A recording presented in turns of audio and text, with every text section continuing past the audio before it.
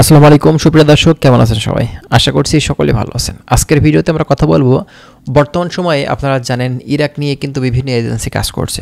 বর্তমান সময়ে এই ইরাকের ভিসা করতে গেলে ভিসার যে প্রসেসিংয়ের কার্যক্রমটা আছে, এটা সম্পূর্ণ করে আপনাদের ভিসা করে এই ইরাকে ঢুকতে গেলে কেমন সময় লাগতে পারে। আজকে আমরা টাইম সম্পর্কে কিছু গুরুত্বপূর্ণ তথ্য দেব এবং বয়স সম্পর্কেও কিছু তথ্য আপনাদেরকে দিব, যে এই বয়সের ব্যাপারটা কি, কত বয়স হলে আপনি সেখানে যেতে পারবেন। আজকের ভিডিওটি বেশ গুরুত্বপূর্ণ, অবশ্যই ভিডিওটি আপনারা স্কিপ না করে শেষ পর্যন্ত দেখবেন। অনেক কিছু গুরুত্বপূর্ণ তথ্য ইরাক সম্পর্কে আপনারা পাবেন। যারা নতুন এসেছেন চ্যানেলটি সাবস্ক্রাইব করে দিবেন। যদি ভিডিওটি ভালো লেগে থাকে অবশ্যই ভিডিওটি একটি লাইক করে দিবেন। চলুন তাহলে শুরু করা যাক। আচ্ছা, ফার্স্ট অফ অল আপনাদেরকে বলি, এই ইরাক দেশটা কিন্তু সাদ্দামের দেশ। আপনারা জানেন বিগত দিনগুলোতে তিনি একটা সময় কিন্তু প্রেসিডেন্ট ছিলেন এই দেশের। আমরা কিন্তু সাদ্দামকে চিনি। তো এই দেশটা, ইরাক দেশটিতে আমাদের কিন্তু হাজার হাজার বাংলাদেশির কর্মসংস্থান আছে। সেখানে কিন্তু বিভিন্ন সেক্টরে কাজ করছে। অনেকে ভালো আছে, অনেকেই কষ্টে আছে। তো বর্তমান সময়ে বাংলাদেশ থেকে রিসেন্টলি কিন্তু আপনার এই ইরাক গভর্নমেন্ট মূলত কর্মী নিতে চেয়েছে এবং বর্তমান সময়ে কিন্তু তারা কর্মী নিচ্ছে। তো কথা হচ্ছে, এই ইরাকে ঢুকতে গেলে আপনাদের ভিসা করতে কেমন সময় লাগবে? অনলি 2 থেকে 3 মাস আপনাদের সময় দিতে হবে। অনলি 2 থেকে 3 মাসের ভিতরে আপনাদের ভিসাগুলো কিন্তু কমপ্লিট হয়ে যাবে। এখন কিছু ফ্রড এজেন্সি আছে, বাটপার এজেন্সি আছে, যারা আপনার কাগজপত্র নিবে, টাকা পয়সা নিবে, নিয়ে টাকাগুলো খেয়ে ফেলবে, কাজকাম কিছুই করবে না।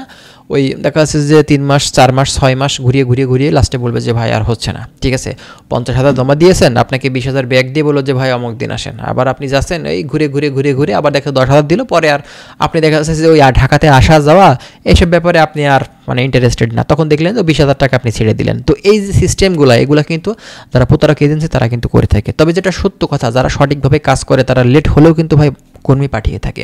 ঠিক আছে, তো সবার মাধ্যম তো এক না, কারোর মাধ্যমগুলো স্ট্রং হয়ে থাকে, কারোর মাধ্যম একটু আপনার দেখা যাচ্ছে তাদের কার্যক্রমটা স্লো হয়ে থাকে। হ্যাঁ, তো আপনি যদি এই ইরাক দেশটিতে ঢুকতে চান, এক্ষেত্রে দেখা যাবে যে বেশি হলেও 3 থেকে 4 মাস সময় আপনি দিলে আপনি কিন্তু এই দেশটাতে যেতে পারবেন, কোনো সমস্যা নেই। ঠিক আছে, এখন আসেন এই যে দেশটি, এই দেশটিতে আপনি যে যাচ্ছেন এখানে আপনার বয়সটা কেমন হতে হবে, কত বয়স হলে আপনি ইরাকে ফাইল দিতে পারবেন যাওয়ার জন্য। দেখেন, ইরাকের একটা বিষয় কিন্তু খুবই গুরুত্বপূর্ণ। ইরাকিরা ইয়াং জেনারেশনের কম বয়সের মূলত ওয়ার্কার বা কম বয়সের ছেলে তারা পছন্দ করে। একটু বয়স বেশি হলে, একটু কালো হলে তারা কিন্তু পছন্দ করে না কর্মী। ঠিক আছে, এটা আমরা নিজে পরীক্ষিত, আমরা নিজে দীর্ঘ 5 থেকে 6 বছর মূলত ইরাকে থেকে আমরা কিন্তু এটা জানি। যাদের বয়স কম, যারা দেখা যাচ্ছে একটু ভাষা জানে, যারা একটু ফর্সা টাইপের, যাদের চেহারা সুন্দর, এই ইরাকিরা মূলত তাদেরকে নিতে চায়। ইরাকিরা কখনোই যাদের বয়স বেশি, চুল পেকে গেছে, চেহারা জরাজীর্ণ, কালো চেহারা, হ্যাঁ, এই টাইপের কর্মীগুলো তারা কিন্তু খুবই কম পছন্দ করে থাকে। এজন্য দেখা যায় যে আপনার যদি বয়সটা কম হয়ে থাকে, এক কথাতে 18+ আপনার পাসপোর্টে থাকলেই হবে। আপনার বয়স 16 হোক, তাতে সমস্যা নেই, কিন্তু আপনার যদি বয়সটা পাসপোর্টে 18+ হয়, যদি ভিসা হয়ে থাকে, তাহলে কিন্তু সমস্যা নেই, আপনি সেখানে গিয়ে কাজ করতে পারবেন, কোনো সমস্যা কিন্তু হবে না। ঠিক আছে, এটাই হচ্ছে মূলত কথা। তো বয়স সীমাটা আমি বলবো যে ইরাকে অনেক বাংলাদেশি আছে যাদের বয়স 45+, 50-এর কাছাকাছি, 50+ কর্মীও কিন্তু ইরাকে আছে।